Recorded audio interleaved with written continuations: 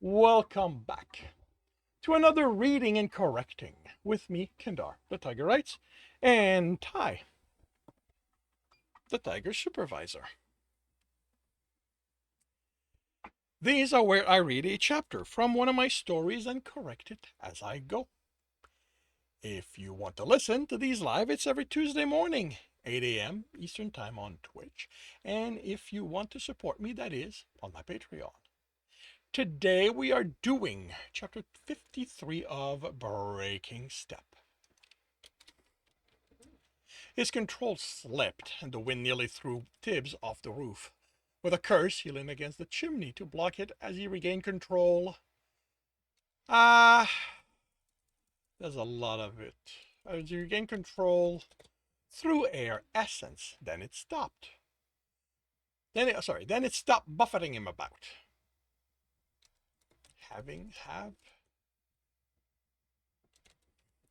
Having to hold that base of strong wind as he ran was a strain on his focus. Had he ever had to actively hold on to essence for so long before? Thunder sounded in the distance, followed by, seconds later, the flash of lightning. He raised his head to the sky, and the chilly rain ran down his face and under his armor, cooling him until it got uncomfortable. He iced it over his skin, forming the essence.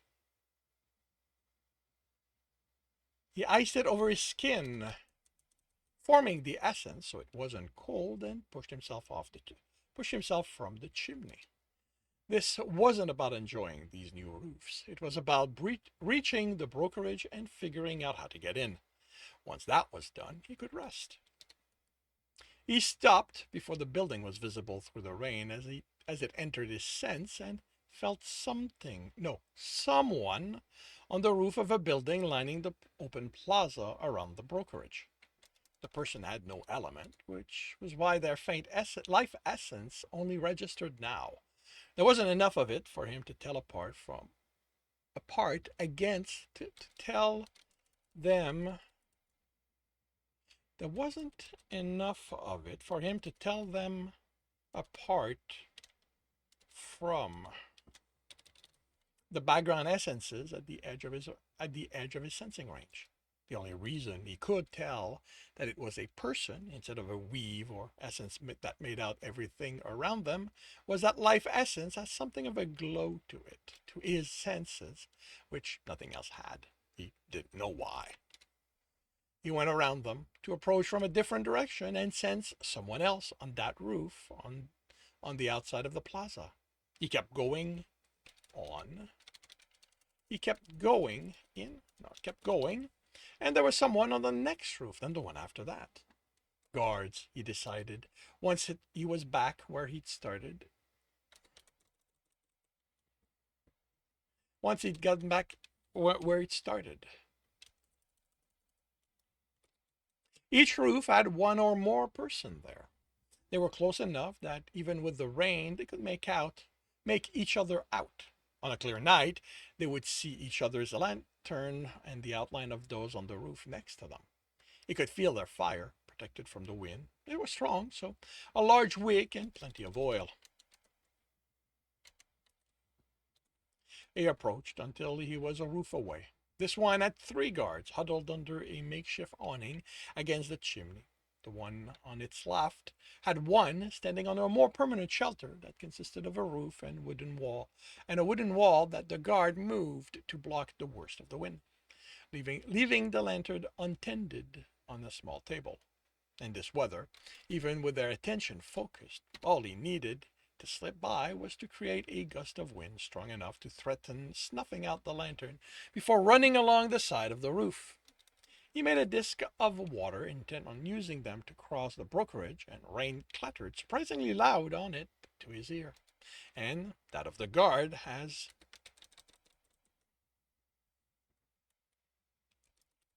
voices were raised, and 2 of them forgot the lantern to come to the side. Tibs let the disc go as he dropped to his stomach and pressed against the parapet. What was that? One asked, the rain making her sound further away than she was. It sounded like rain on the roof of the tinsmith. The other replied, sounding quizzical, more than worried. This high? There's no tin anywhere close, and where did it go? Well, whatever it was gone. Tibs made a bubble of still air around him for the way it kept sound from moving. Oh, you've got to be kidding me. I've already dealt with this? Huh. Well, ish.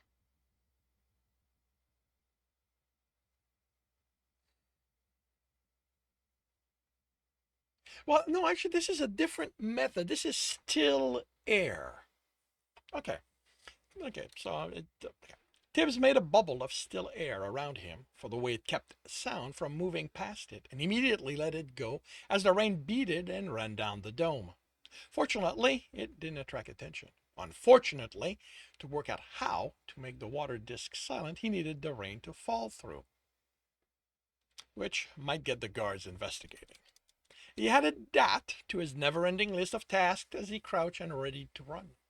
This was the closest he'd make it, so he'd make the best of the situation. He fo- Okay, it needs to be removed. He's no longer running to the building. He focused on the brokerage's roof and top floor, bringing in his sense to increase the details of what he sensed. Immediately, something felt odd about the weave within those walls and the roof itself. The best term he could fit to how it felt was worn. The way a fabric that's a use every day became thin in spot until the strands broke. Did weave thin with time? Was that what happened here, or was it the result of poor work? He didn't know enough about weaves to tell, and he had no one to ask. And whose fault was it? Who had alienated Dawn again? He'd been trying to talk to him, Tibbs reminded himself, but that didn't help now. That didn't help him now. The one thing he could hope was that since Dawn hadn't told on him to Tirania when she spoke to him, you know what? I don't need this. Since Don hadn't told on him to Tirania, he might not do it in the time by the time he returned to Craggle Rock. Not that the delay would make Don any more amicable to a conversation. He focused on the floor below, and it had the same wear. The one below that wasn't as deep. The one below that had no wear to its weave. Was something leaching the weave downwards? Was that a thing? He rubbed his temple and added finding that out to the list. Why why ever that would be one word, I think. No. Why ever it happened, it meant that all he'd have to worry about when he reached the roof there were the where were the guards? He'd been so focused on the weave he hadn't noticed there was no life essence on the roof. That confirmed it was where he'd get onto the building, now to work out how to get in. He couldn't see the window, but he knew it was there by how the water hit and dripped along it. It had a different feel than what hit the stone walls or the wooden beams. He knew there was a lantern of a sort inside the room, even if he didn't see its light through the rain. He sensed the light essence emanated.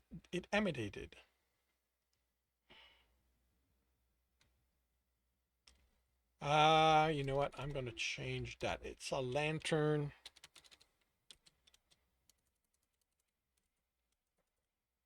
It sends the fire essence that in it. The impression of the shape, in that room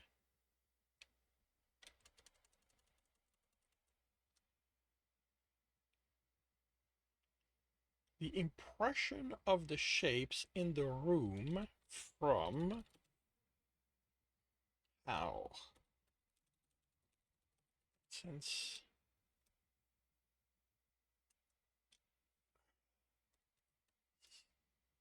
stopped things in it made him think it was a bedroom.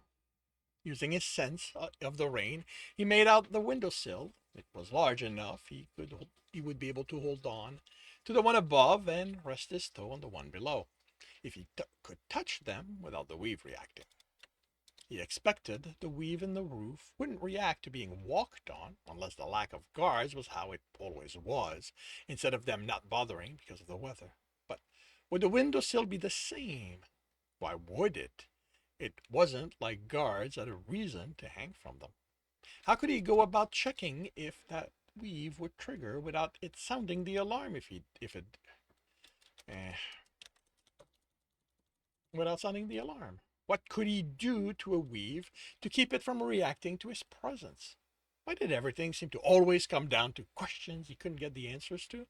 He couldn't get something easy to figure out once in a while. And no, it wasn't like even if he was on good terms with Dawn, he'd be of help here. What he needed was information. Since he only knew one person here, it was his fault. And it was his fault. Tibbs had to deal with this forming headache. He might as well start providing them.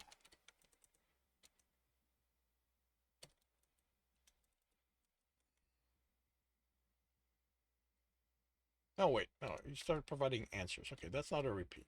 Why did I feel it was a repeat? The archer stared at Tibbs. What do you take me for? A scholar? You're the one with the magic. You should know all that stuff. I'm not even officially Lambda. I shouldn't know anything about weaves, and I haven't been able to ask my teacher a lot, because that would make him suspicious. And the one person I might have been able to convince to answer these kind of questions, you were adamant we didn't have the time for me to talk with him. You're the one who wants this done. How come you don't know anything about what's needed to get in that building? I know plenty, just not about that. What I know about magic is to not mess with it or people who have it, unless it's to force them to do your bidding, the man sighed. This is going to help you as much as me. Tell me, uh, tell me you see that. Tell me you aren't going to change your mind in the middle of this and hand me over to. Why? Who would I hand you over to? Tibbs asked in annoyance, then wondered if people were after the archer. No, I'm not going to hand you over to anyone, he said at the suspicious look the man gave him. It would get that letter handed to the guild, and I do want the troubles from my town to stop. I just don't like the way you went about forcing me. The man shrugged and stretched on the bed. Tibbs leaned against the wall.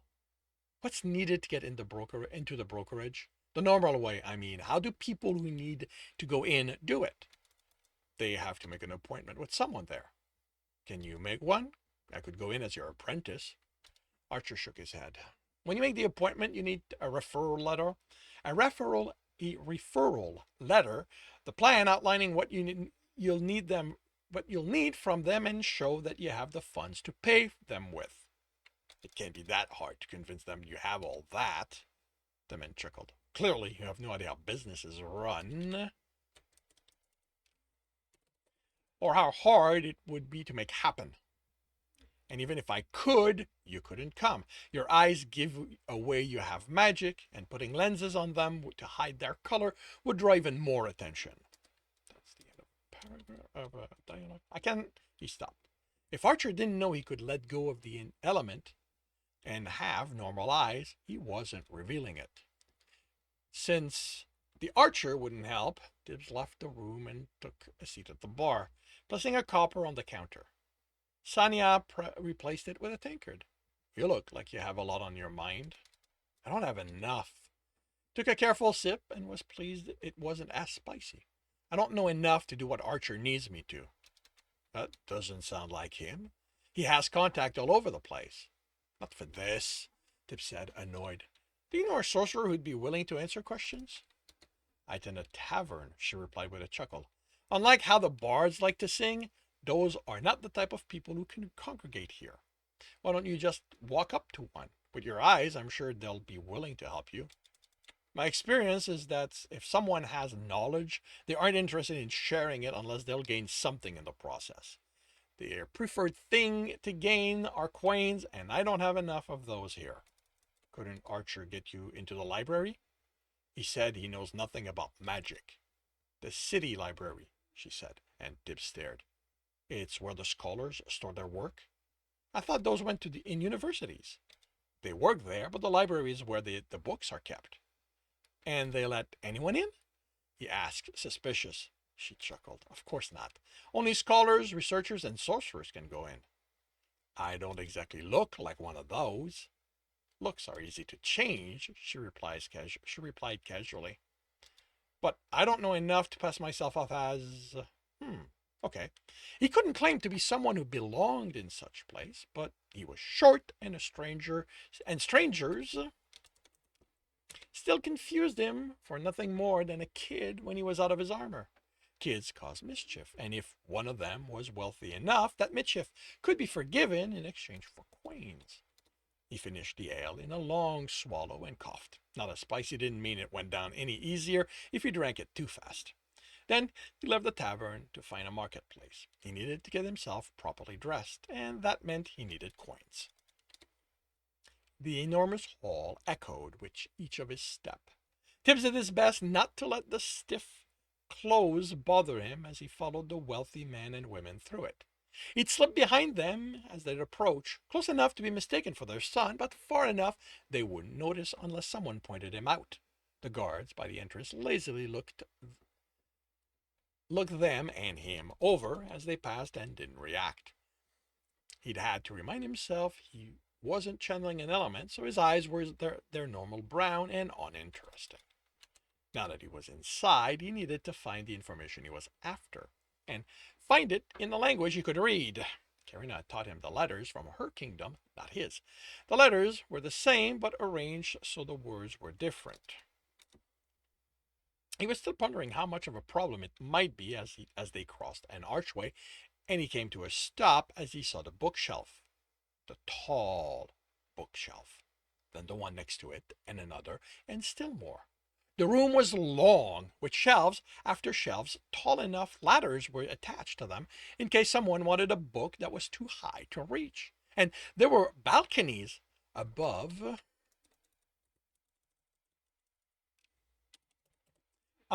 those with yet more shelves filled with books. 6 balconies, each so long you couldn't see their end. Tib swallowed at the wealth represented in so many books. The couple he'd followed was nowhere to be seen, and he fought the urge to run and hide. He belonged in this place, or at least came with people who did. His parents, who had wandered off without noticing that their son had left them, attracted to all the books. He was dressed the part of a lower noble's son, so now he needed to act the part. He stepped to a bookcase and looked at the spines. They were thick, with the names in gold letter. The books merchant in Craggle Rock used The book merchants in Craggle Rock used the thickness to determine a book's value first, Tibbs noticed, then how decorated it was. If you could leave it only one of them and have Darren sell it for him, he'd have enough gold to be able to pay what he owed to the guild when he reached Epsilon. Not that he planned on there being a guild left by then.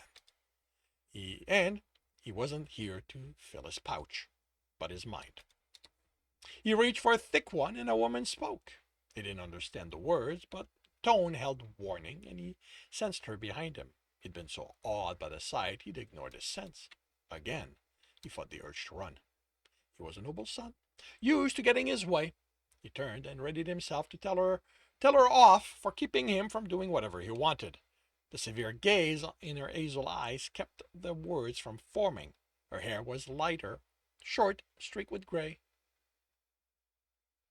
Wrinkled lines Wrinkles lined her face.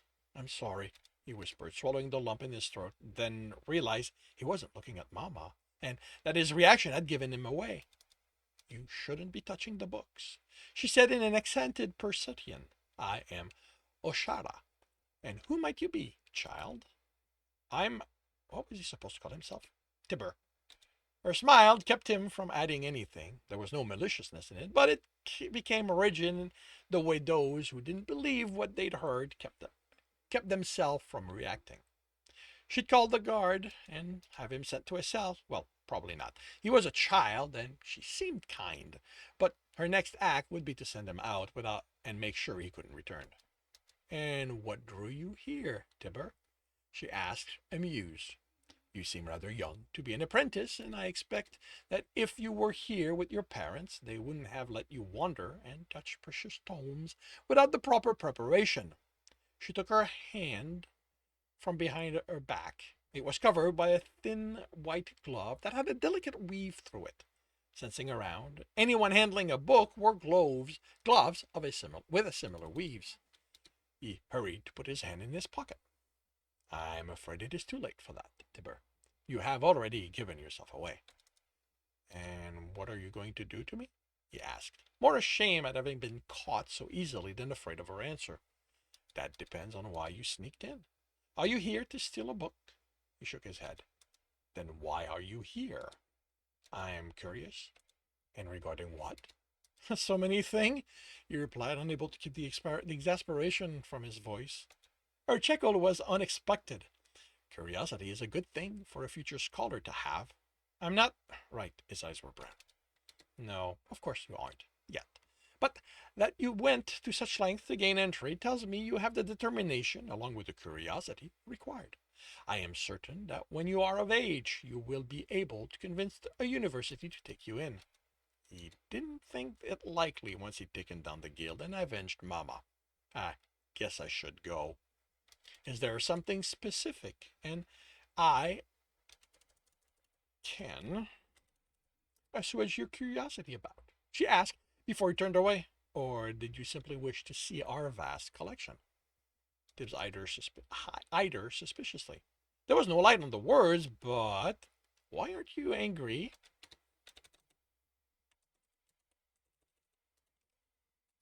I broke the rules. Tell me, have you ever been told that it is dangerous to want to know things? He shook his head. For as often as Alistair had been exasperated at his questions, he never told him to stop or that he should stop. It was always because now isn't the time. Well, I happen to believe that curiosity, with the right application of determination, should always be rewarded. So tell me, what is it? What is the one thing you wish to learn about now that you are here? Magic. He'd already had something of a story to explain it. She raised an eyebrow. Maybe I am wrong, and sorcery is in your future. I couldn't go into a dungeon, but I like the stories bards sing with magic in them. Magic items, magic on buildings the hero has to defeat. I heard one about this hero who got into a building because the magic was, what word would a bard might have used? Old. Is that a thing? Can an enchantment grow old? She smiled and motioned to him to a table. That is a very interesting question. The answer depends on many factors. For example, how skilled were the sorcerers who laid the weave? How many times did it have to fight back assault? Tib sat and pulled purity out of his bracer. As much as he needed the information, he could already feel the headache getting it would give him. And this concludes chapter 53 of Breaking Step. If you are enjoying this, please leave a like. If you want to know when the next chapter will be up, subscribe and hit the bell. If you want to read the story as well as the previous books, they are available for free on Royal Road. If you want to read ahead of Royal Road and support me in the process, that is on my Patreon. We're about 20 chapters ahead. And if you want to listen to these live, it's every Tuesday morning, 8 a.m. Eastern Time on Twitch. The links are in the note, and I'll see you when I see you.